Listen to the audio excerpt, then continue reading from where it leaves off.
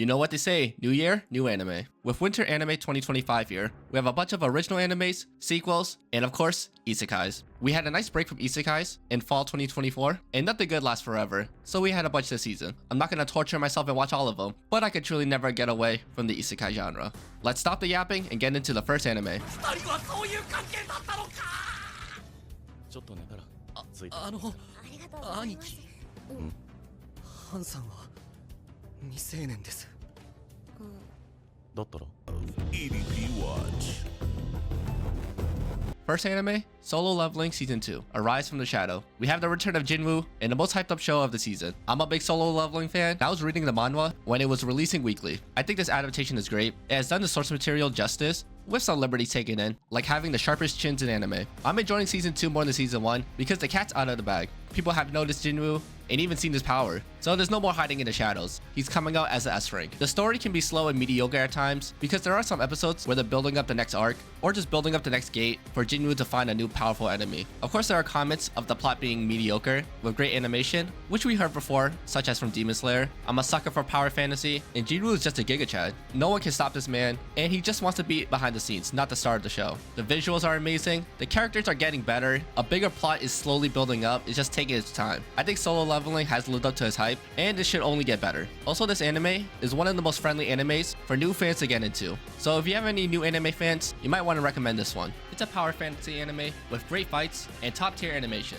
What more can you want? Is the plot still in the mid category? Sure, but sometimes we just want a simple power fantasy anime. So there's no point in trying to bring it down. We know what Solo Leveling is, and we like it for it. And I can't wait to see the rest of the season. Also, I had dibs on Hunter-cha. I called it when I was reading the manga years ago.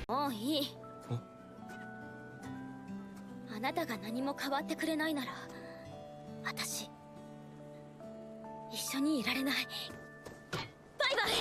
Do a flip!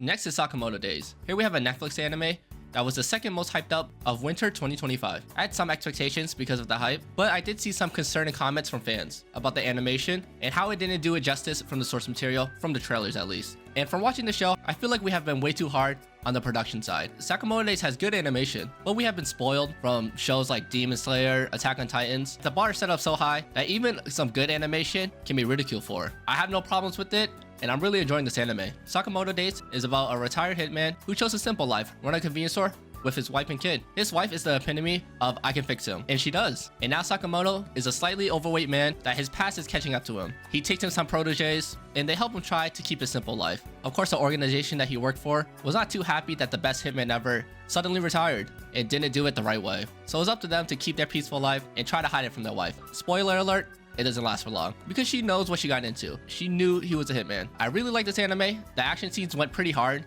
and the comedic moments hit sometimes. It's a great anime overall and it's on Netflix, so a lot of newer anime fans have access to it, which is always great for anime. It's a great watch and I can't wait for the rest of the season, and we're gonna get a sequel too.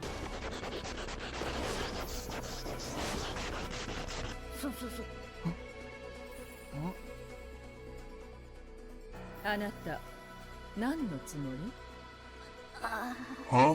Next is Apothecary Diaries Season 2. We have the return of Japanese Dr. House. I'm very excited for the sequel because I love Season 1, and Mao Mao has to be one of the most well-written female characters ever. She is the GOAT. She continues to defy all expectations and solve these unique problems while trying to remain in the background, but the spotlight's already on her. She is smart and she knows the politics, so she doesn't go too far into trouble, unless it has something to do with medicine. If you like Season 1, you definitely like Season 2. Everything has pretty much remained the same from Season 1. The production, the character development, and the chibi moments. I really like this anime, and if you haven't seen it, go back and watch Season 1.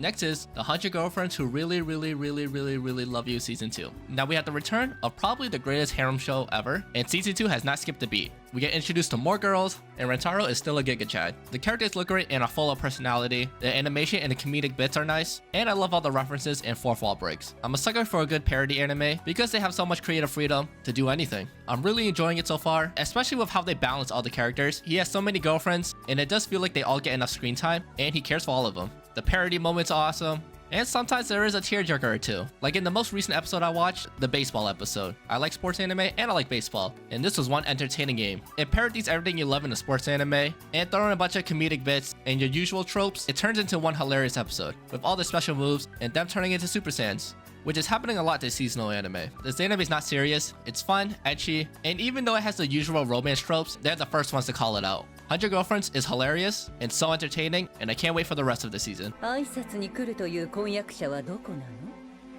そんな小汚い下女を呼んだ覚えはないけど。冬ちゃん、もう一度言ってみろ。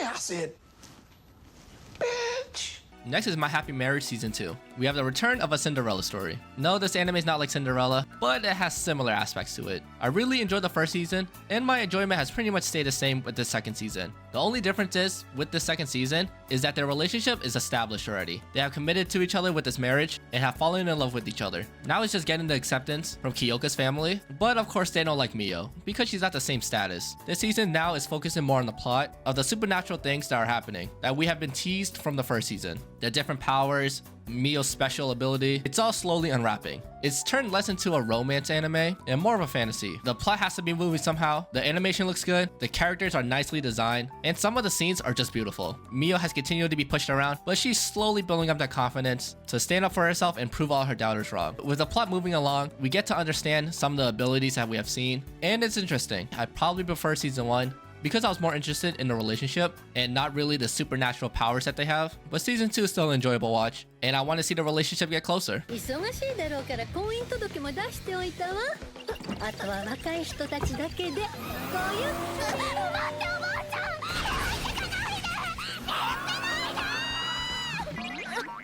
Next is I'm getting married to a girl I hate in my class. Here we have a comedy and romance anime with a plot that we've seen many times. Our two main characters hate each other, and for some reason they're brought together to be forced into love. In this case, our two main characters, Akane and Sato, their grandparents knew each other back in the day, and they couldn't date because of their family. So now they want to live vicariously through them and are forcing them to get married. They bought them a house and they're forced to live together like a married couple. And if they don't, they lose all their inheritance. That's very fucked up from the grandparents, but it's an anime plot. They do dislike each other from school, and there's tension between each other early on, but slowly they start to understand each other and start to fall in love. Of course, we have your basic side characters. Saito's cousin is a gluttonous lollybait who's just all over him. Like, come on, do we really need that in this anime? Of course we do. Akane's best friend is Yutibio Garu, and she falls for Sato. Akane's kind of a bad friend because she doesn't tell her best friend that she's kind of engaged with them, is living with them, and is also developing feelings. But it's a romance anime. They're not going to reveal that till the last episode probably. This anime is fine. The animation's decent, the colors are really bright and pop out, and at least we get to see some progress with their relationship and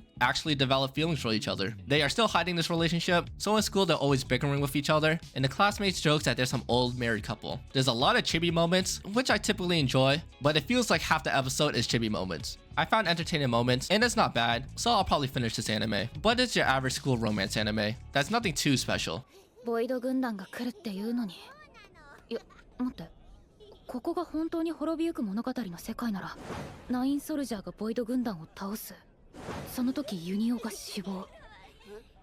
黒毛こっちみんな。 Next anime is Zenshu. Now I got clickbaited by this. From the early preview of this anime, I thought it would be about an animator that is struggling to complete their work. We get to see the behind the scenes of anime creation, the overworked workers, the sleepless nights, and the crazy deadlines that put these workers through hell. And which studio is doing this anime? Oh, MAPPA. They should know a thing or two about that. Our main character Natsuko, she's overworked, but this is her story. She's the creator of this anime and will do all the work herself. We get that in the first episode. She's held to a high standard because she makes the studio so much money, and we see that with her boss, which probably happens in real life. Let's be honest. She continues to work on her storyboard, and she chokes on a clam. And when she wakes up, she has been isekai, which I did not expect. I was not expecting an isekai. The world that she's isekai to is A Tale of Perishing, her favorite childhood anime movie. Even though this anime movie was critically hated, Natsuko loves this world and characters. She's immersed in this world, she's seen this movie many times, and tries to prevent certain characters' death and warn the incoming attacks. She spilled the beans, but of course these characters don't believe her because this is their world. They know nothing else. Even though I didn't expect an isekai, I'm really enjoying this anime. The animation is really nice. Natsuko's first transformation scene is probably one of the best I've ever seen. I did not expect that, and the animation went so hard for no reason, which is what we expect from Studio Mappa. It follows the similar tropes of the isekai genre, and that's fine, but the plot has me interested because she doesn't know what's gonna happen next, compared to earlier when she knew what was coming, and she was able to help prevent it. I wonder if she's able to go to her original world, but I have to wait and see. I'm enjoying it so far. The production's top tier, and I can't wait to see how it ends.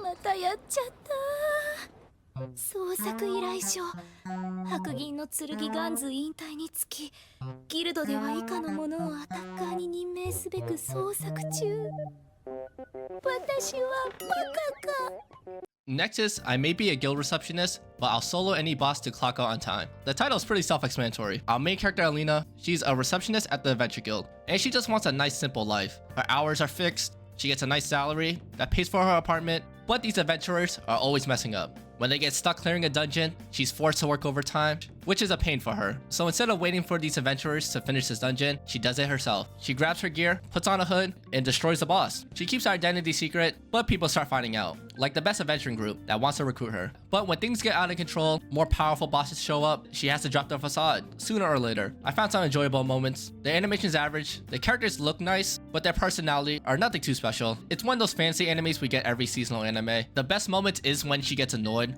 from having to work overtime and take matters into her own hands. It's a fine adventure anime that you know what to expect, with some entertaining moments, but there's so many ones like this.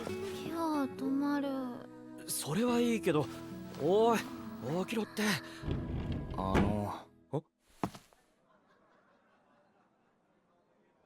え？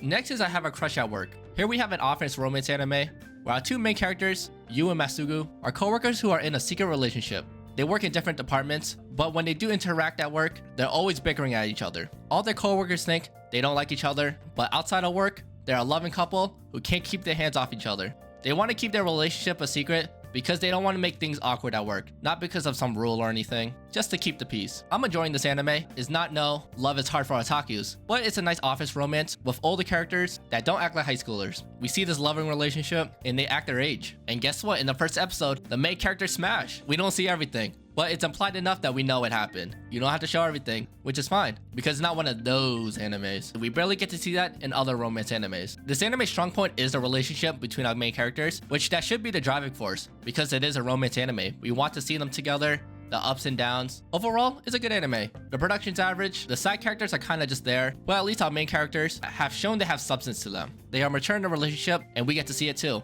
Because how many times in romance anime, we don't see any progression between the relationship? Hell, we barely even get them kissing. I'm enjoying this, and it's a nice change of pace from your typical romance animes that go nowhere. こんなところにお泊まりとは何事だ内村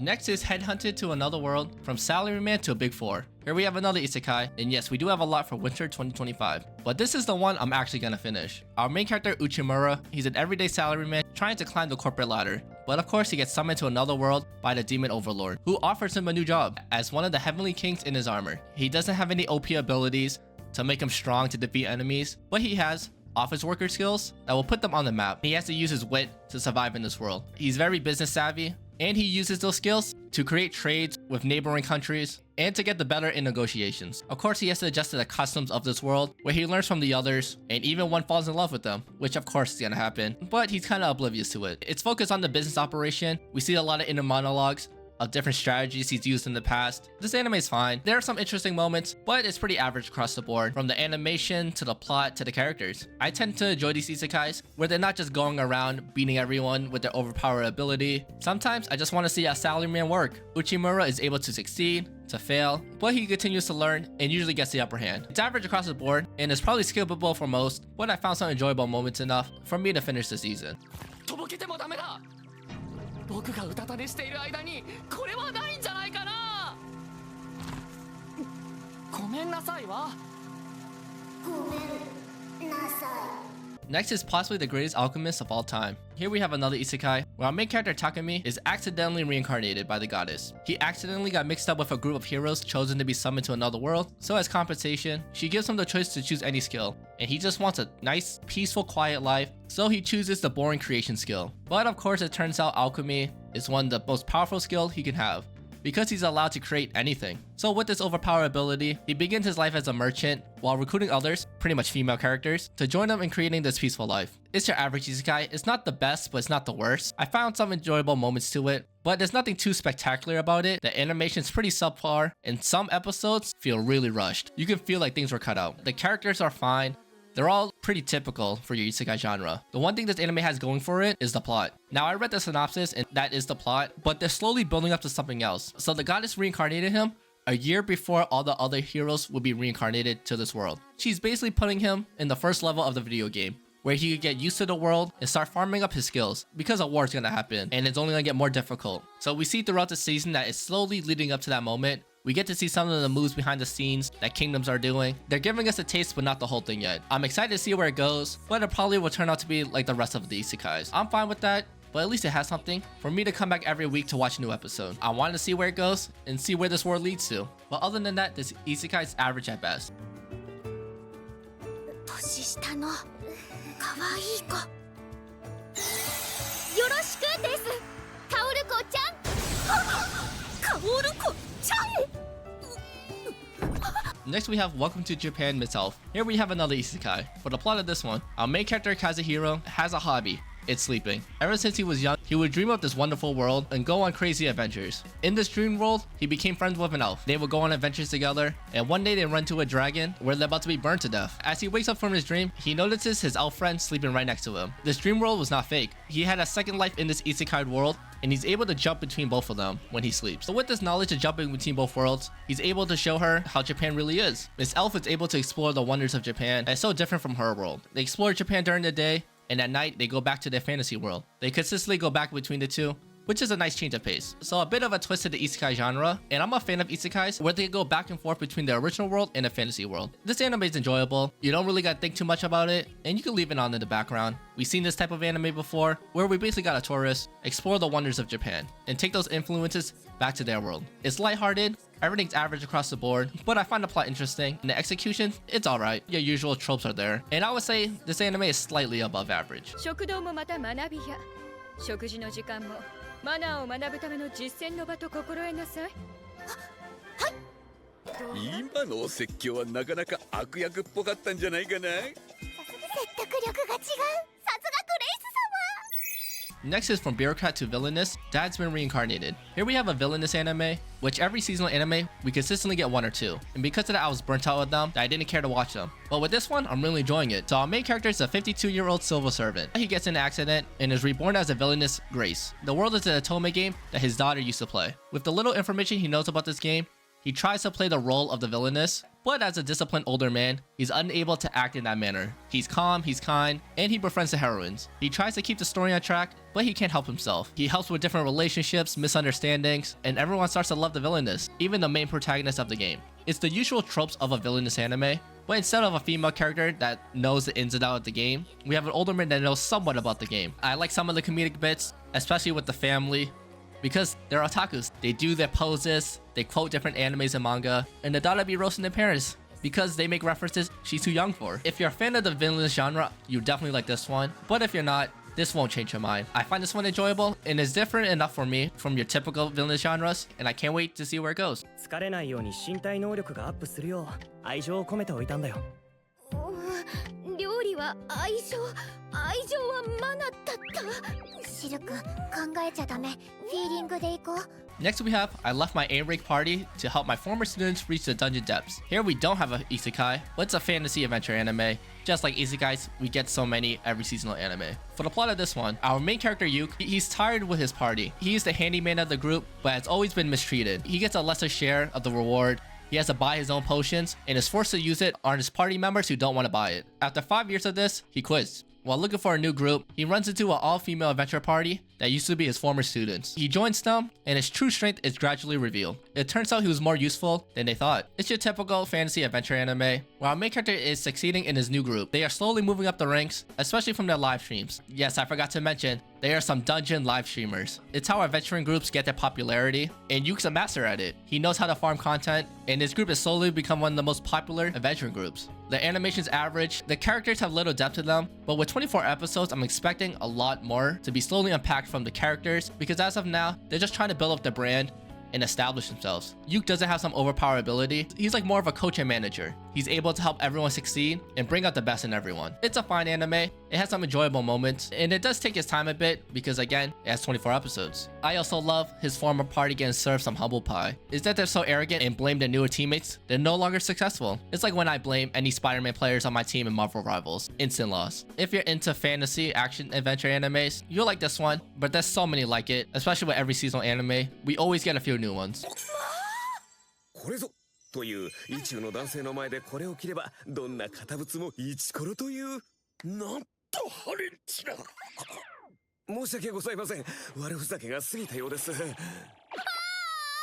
Next is the daily life of a middle-aged online shopper in another world, another isekai of the season. For the plot of this one, our main character Kenshi is a single man in his 40s who's transported to another world for no apparent reason. He has the power of Amazon, where he could buy pretty much anything online with his new world currency by exchanging the goods he found in this new world for cash. He's able to create a very popular business to complete his goal of living a slow, leisurely life. This type of isekai has been done before, especially with the plot of them just wanting to live a nice, easy life. He begins making bank off the items he buys on Amazon, but he starts to get noticed by different merchants and companies in this world. This anime is also in harem, and my boy Kenshi do be smashing. It's heavily implied, we don't get to see it, but that's fine by me. This is your baseline isekai and skippable. Very average across the board, from the animation to the plot to the fighting. Honestly, I like it more because Kenshi isn't afraid to smash. Seasonal animes do have a theme, because it's not the first anime this season to have people smashing in it.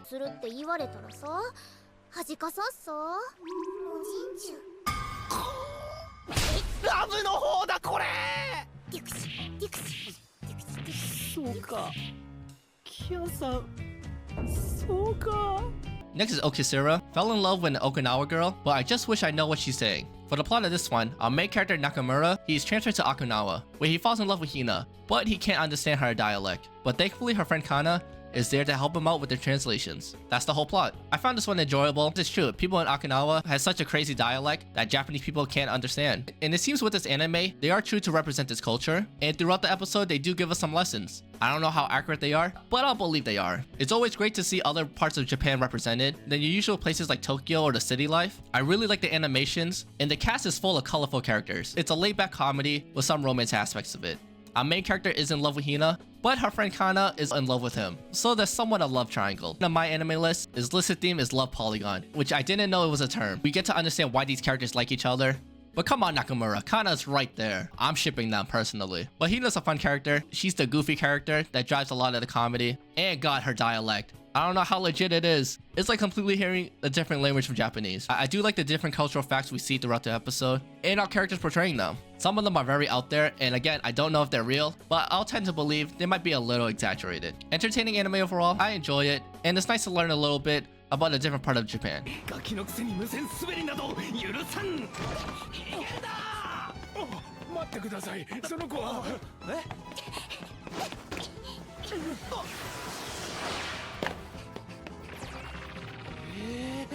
Next is Medalist. For the plot of this one, Tsukasa always dreamed of becoming a competitive solo figure skater, but starting too late in life meant that his ambitions never got off the floor. So he takes an assistant coaching job in figure skating. He meets a young girl Inori, who's a shy 5th grader, sneaking into the rink for practice. She loves figure skating, but is held back by her overprotective mother and her own self-doubt. She's never been encouraged to pursue her passion until Tsukasa. He offers to coach her and help her chase her dream. Medalist is a figure skating anime. The only thing I know about figure skating was from Yuri on Ice, which I know what you're thinking. But hey, I found that anime enjoyable, even though it has a ton of flaws. But when watching Medalist, I feel like this is what Yuri on Ice was supposed to be. We have a main character who lacks confidence and is doubted by everyone from her mother to other competitors about her dream because she's starting a little late. But with the right coach, determination, it doesn't matter what age you start, you can still catch up to the rest. It just takes a lot of hard work. And this anime is able to make you have that feeling that you're rooting for Inori, of her hard work, her trials and tribulations that she's going through, that hopefully maybe she could make her dream come true of reaching the Olympics and being a medalist. It's the beginning of the journey, and hopefully we get to see it through. I like the animation, the colors, even the CG. This anime feels true to figure skating. It's a nice sports anime, and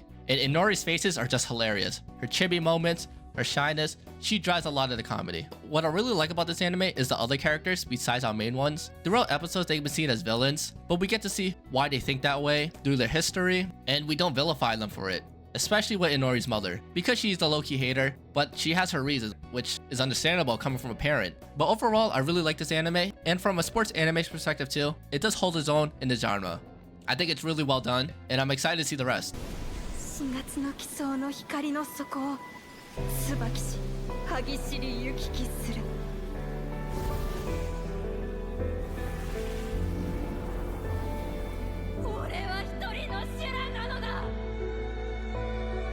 Next is Flower in Asura. Hana lives in a small island with a population of 600. She loves reading to the island's children, and one day Mitsuki, the president of the school broadcasting club, notices her talent in engaging others through her storytelling and invites her to join the club. Hana embarks on this new journey as she experiences many firsts with the broadcasting club members. This anime is interesting to me. It's a drama anime where the main plot is broadcasting. Our characters have a passion for it, whether it's from actual broadcasting, like doing an announcements for their school, or competing in competitions, reading excerpts. They all fall under the same umbrella. Our main character Hana is very shy, and she's continually comparing herself to others, but she has a talent for it, and the others notice it too. When she does her reading, the whole background changes and we get engulfed in this world of what she's reading. So instead of just hearing it, we get to see it visually of what our other characters are experiencing. It's well done and the animation is very nice for it. This anime is nice and chill, and we get to see Hana burst out of her bubble, slowly, but she's growing. I like this anime. It could be boring at times because it's very dialogue heavy. The art and sound is a standout for this anime, and it really draws you in. But the story and characters are no slack either.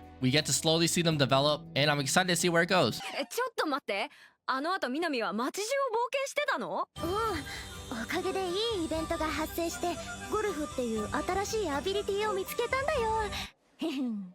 ゴルフっておじさんとかおじいちゃんがやってるやつ？ Next is Sorairo Utility. Here we have a golfing anime. Our main character Minami has no strengths or aspirations and worries that she'll graduate as a mere villager A. Her only interest is a gacha game that the service is being shut down. After spending so much time and money on it, she needs to find a new interest. When she comes across a golf driving range, she is approached by Haruka, a part-time worker there and a genius golfer. Minami is taken away by the world of golf, and that slowly becomes her new interest, and she aims to become the protagonist of her own life. Recently, we have seen a ton of golfing animes, and I haven't watched any of them. As someone who golfs maybe twice a year, and it's pretty trash, it's nice to see a golfing anime where our main character is starting from zero. It's not a serious sports anime, where our main character uses gacha game terminology to reference her improvement in golfing.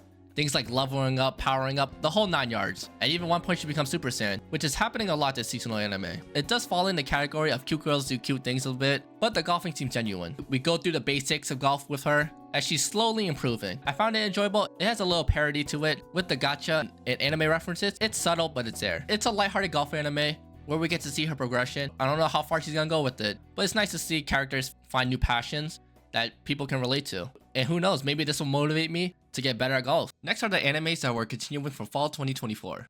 ねえ見た？今のカリーみたいじゃなかった？You serious? First one is Blue Box, and what a roller coaster this season has been. I call this one of the most mature romance anime I've ever seen, and it still is. And with the second half of the season, I'm definitely enjoying it more than the first half. Throughout the season, they have really established the characters, and we see a lot of growth between them. We get to know more about them and the relationships they have with each other. Shinatsu was definitely the main character of the first half, but with the second half, Hina has definitely got a lot of the screen time. It's well balanced between both of them, and I'm not gonna lie, I think I've turned into a Hina fan. They've shown much growth with her, and in my opinion, she just has some of the best moments. They are really playing it up that any girl can win, but we'll just have to wait and see. The sport moments are still sporting, the romance is slowly developing. I mean, we even got confessions, and the characters handle it in a mature manner, which is unheard of in a high school romance anime. I've been really enjoying the series. I did take a break from the series for a bit to catch up on other animes, but what brought me back was seeing on Twitter that people were comparing Chinatsu to Julius Randle. And if you know anything about basketball, Julius Randle is a pretty polarizing basketball player, for the good and bad. I just found it hilarious, and I had to catch up to see why they were calling him that. Other than that, the series is great. I really want to see how it ends.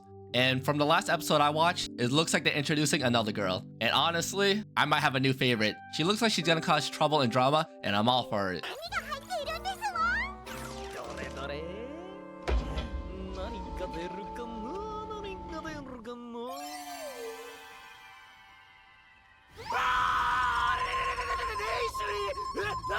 Next is Shangri-La Frontier Season 2. I'm still liking this anime. It's the same from Season 1 or even the first half. New enemies, bosses, and just unraveling this crazy video game world. Some of the arcs do last a little long. Like when they were fighting one of the unique monsters, it lasted like 6 episodes. I did enjoy those episodes, but it just felt like it was dragged on a little bit. But it also worked in his favor because it is a unique monster, and there's a reason why no one's able to beat them. I think it's taken a common plot that we've seen many times before, and it's able to make it its own and really enjoyable. And it's definitely better than Sword Art Online.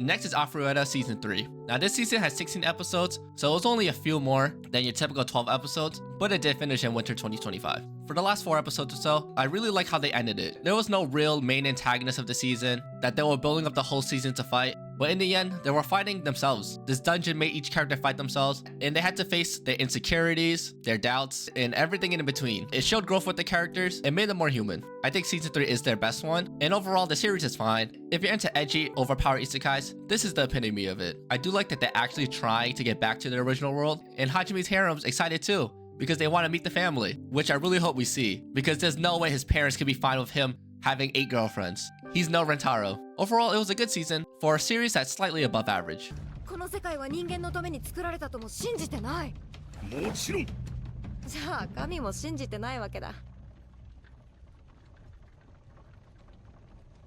あれ？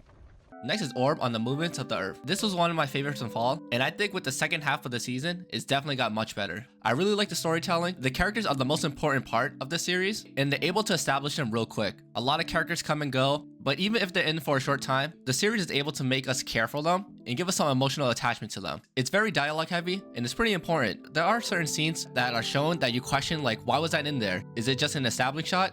But then episodes later, they tie it up all together. The writing and pacing could be a little off at times, but not enough for me to be really upset with it. Some of the setups for the twist is pretty easy to predict, but I don't think they're trying to hide it really well. Orb is still one of the best animes premiering right now, and I'm glad people noticed it. It had a slow start early on, but throughout the season, more and more people are giving it praise. For me, episode 20 has to be my favorite, because they're building up to something just to pull it away from me. The emotional roller coaster I went to was insane. Orb also has some of the best music of the season. The opening and closing are bangers. Even when the closing changed halfway through the season, it still bangs.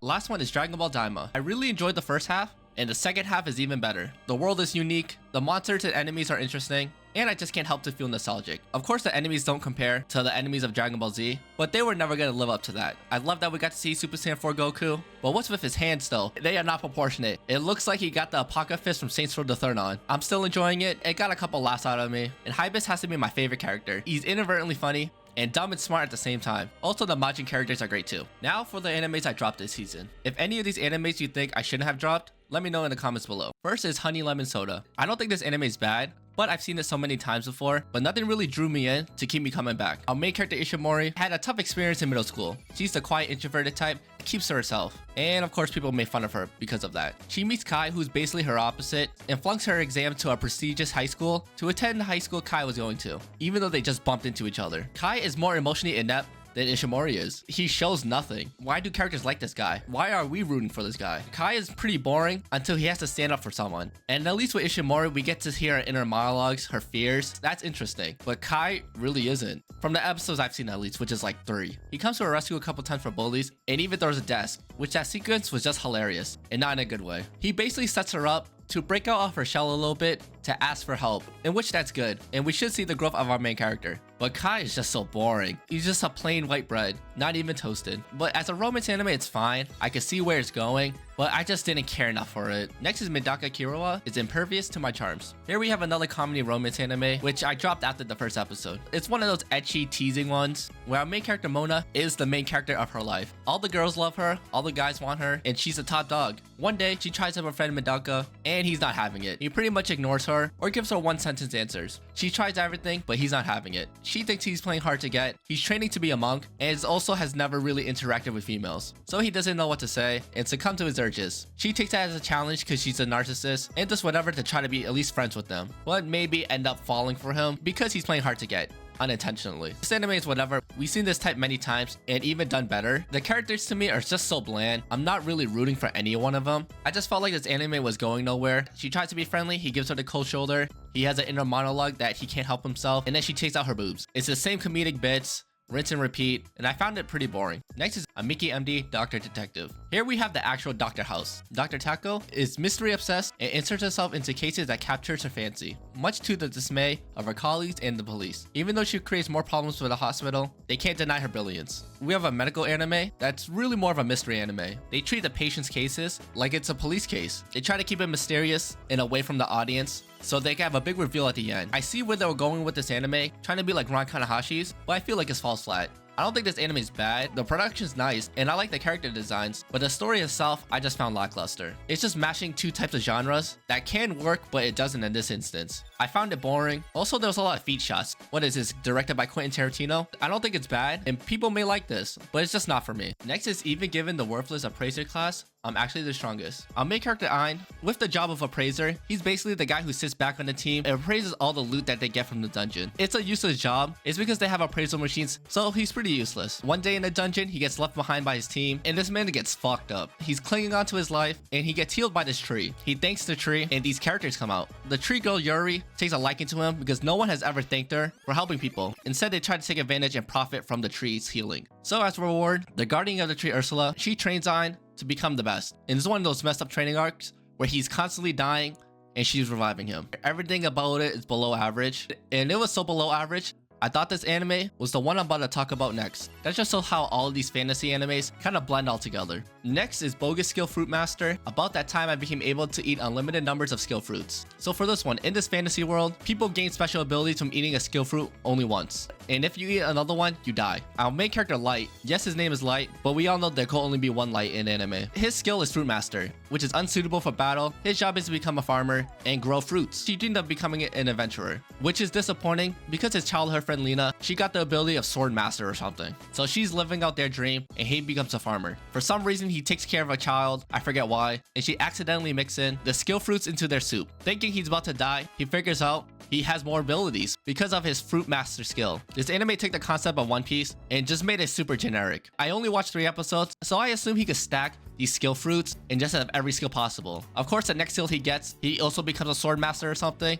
so he could become an adventurer now. He meets up with his old childhood friend and they create a party. It's super generic and it's way below average. Just the production on it is pretty bad and the plot is just boring. There's nothing here. There's so many animes like it that do it so much better and so much more enjoyable. I probably should have dropped it in the first episode. I don't even know why I decided to watch 2 more. Next is I'm a noble on the brink of ruin, so I might as well try mastering magic. A middle-aged commoner dies and finds himself in the body of Liam, a young son of a noble household. He's nowhere close to the throne, so he decided just to try to master magic, which he always wanted to do. He wants a leisure life and spends his time learning magic. This anime has nothing to go for it. I find it pretty boring when I usually like this type of isekais where they kind of just want to chill and do their own thing. I'm sure he starts building his harem and then people start to glaze him. The production is pretty underwhelming. I just found it boring. Going through the first episode, it felt like an eternity and I just couldn't continue on. Next is I'm living with an Otaku NEET Kuinichi. This anime is something. A normal salaryman Tsukasa is attacked by some spirit, but he's saved by Shizuri. He has gone through this his entire life, being inconvenienced or attacked by these spirits, and he thought something was wrong with them. So after being tired of this, she creates a deal that she will protect him and he will take care of her. So while living in his apartment, she becomes an Otaku NEET. She stays indoors the whole time, plays video games, and can't do any basic household things. There's no cleaning, no cooking, no nothing. All she does is game and waits for him to come home to cook her food. I'm not gonna lie, this anime is pretty pathetic. The plot's simple. The characters, there's nothing going for them. I'm not cheering for any one of them. Tsukasa kind of just goes along with it. He doesn't question anything. You're just like, sure. And she's happy because she's a gold digger. She's not in it for the money, but someone's taking care of her. I'm sure he starts building a harem because maybe her coworkers wants the same deal as her, where they'll protect them and all their basic needs are taken care of. There's actually moments. It's a pretty platonic relationship from the first episode at least because I've only watched 1. So I'm sure there'll be misunderstandings and maybe romantic feelings in the future and competition with the other girls. But I'm not watching up to that point. Next is the Red Ranger becomes an adventurer in another world. This might be my most controversial drop of the season. Our main character is a Red Power Ranger, which is the most powerful ranger. He traded in his life for the enemy enemy, and then he finds himself in another world. Yes, the Red Power Ranger is isekai. So of course he becomes an adventurer, tries to save some people, and meets some great people along the way. I don't think this isekai is bad at all. It's probably an above average isekai compared to the ones we get every season. I'm just not a Power Ranger fan. I've never have been. Even when I was a little kid. It's not like I don't like them, I'm just not a fan. But if you are into Power Rangers, you'll probably like this one because it had all the classic tropes. It can be a little cringe at times and goofy. Our main character uses the power of friendship to defeat his enemies, but isn't that what Power Rangers is all about? I'm sure the enemies are crazy overpowered with 10-minute monologues, and our main character will find a way to beat them with the power of friendship. I'm sure it does all those things in a good way that pays homage to the Ranger scene. I do gotta make a confession though. I did see a clip where he does hook up with the other main character, the wizard who's well endowed. And the goon inside of me might have tried to pick this up again, but I couldn't do it to myself. Next is Kuroiwa Phantom Trigger. For a quick synopsis of this one, you have a bunch of young girls in a school that trains for national defense. They do it all: firearms, hand-to-hand combat, and they even go on missions. Now I was a fan of the parent story, The Fruit of Kuroiwa, because it was a harem show where an overpowered main character is given a normal life, but we find out he is still messed up and the girls around him are even more messed up. This is a continuation from the original story, but it's just with a bunch of new characters. I just don't care of it because the original main character Yuji isn't in here. At least from the episode I watched. I just don't know who's this made for. I know the original was a visual novel, so maybe they just continue it and this is also a visual novel, but nothing really drew me in from the first episode. I'm sure all the girls in here are even more fucked up than Yuji, but I just don't really care. I did see a scene though where they brought a baby to a gunfight, which of course they did. They're insane. I don't know the context of it, but it's somehow their fault. But I'm sure fans of the visual novel and the series will like it. It's a bunch of cute girls doing some crazy things. They're cute one moment and they're covered in blood in the next scene. Next is things that I watch as seasonal anime. I just wanted to go over different animes that I watched during the season that doesn't fit into the seasonal anime. That also includes anime movies or just animation in general. ここは有名なイソスタ映えスポット。あと10分後に花火が打ち上がるからみんなで写真を撮ろう。え？お母さんの知り合いにいい霊媒師さんがいてね。誤解。First is Bocchi the Rock. I skipped this one when it came out in fall 2022, and it was one of those animes I regret skipping because it turned out to be pretty good. I saw that it was getting a second season, so I thought it was the right time to watch it, and I found it pretty enjoyable. I'm not the biggest fan of music anime, and the music in this one's alright, except for the opening. That opening does slap. I like Bocchi as a character, even though her social anxiety is a bit exaggerated. And the inner monologue she has with herself, I find it pretty funny. The production is well done, and I love the different artistic styles that they put Bocchi through. The other main characters are nice, and they really bounce off each other well. I'm glad I watched Bocchi the Rock, and I can't wait for the second season.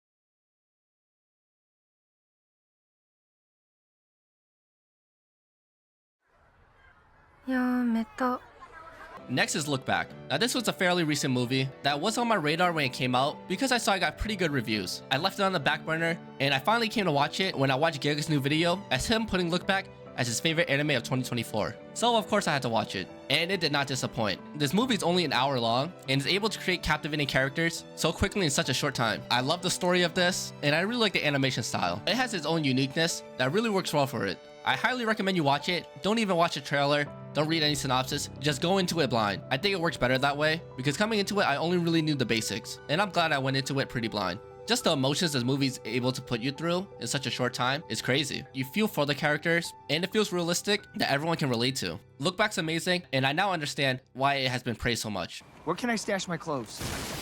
Hey. Was that me? Next is... I really enjoyed the series, but with this latest season, I've been slacking a bit when the episodes were being released. Season 3 is great, but my hype for it has definitely come down from the past 2 seasons. Invincible is a great take on the superhero genre, and Season 3 will be a turning point. I like where the story's going, the animation's good when it needs to be, and the characters make you feel some type of way. The series is great, and you should definitely give it a watch. The only real problem I've seen with this season is the main character Mark. I somewhat share the same opinion as other people, but this man needs to get it together. We have seen Mark's power, and the other characters tell us he's much stronger than before, and yet he continues to get pieced up. This man can destroy anyone, but he continually gets beat up by nobodies, and his decision making is just terrible. I do understand his character. He's still learning what's right and wrong, but as a superhero, we all know it's gray. He already crossed the line, and he makes excuses for himself, but doesn't give the others the benefit of doubt when they do the same. It's a learning curve for him, but when watching it, it just makes you feel great show overall, and honestly, it should only get better. Sorry. Go. Fuck. Yourself.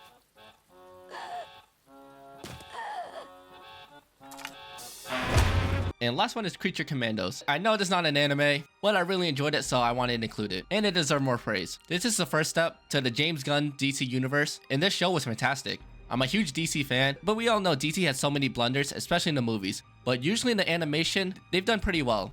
Not in recent memory, but in the past. Creature Commandos is amazing. It's 8 episodes, so it's a quick watch. It does tie into some of the other films, but you don't gotta watch it to watch this one. The animation's well done, the voice acting's perfect, and just some of the crazy scenes they go through. It's really great to watch. And even with so little episodes, they are able to establish the characters and give us an emotional attachment with some of their backstories, their feelings, and why they are the way they are. It's well done, and it's a great step for the future of DC, and hopefully we get more animation. I highly recommend the show. Give it a chance. Go into it blind. And those are all the animes I wanted to talk about for winter 2025. I do think this was a pretty good seasonal anime, but it's not up there with some of the bangers we had the last couple years or so. The hype the original animes and sequels are hitting for me, and there are some nice gems, especially in the romance department. We had a nice break and fall from the isekais, and they came back stronger in winter. I found winter 2025 pretty enjoyable, but let me know your thoughts in the comments. Which animes are you watching? Which one did you drop? Which animes I didn't talk about? And everything in between in the comments below. Hopefully by the time I upload this, the winter anime is still going on. Thank you for watching, and I'll see you in the next video.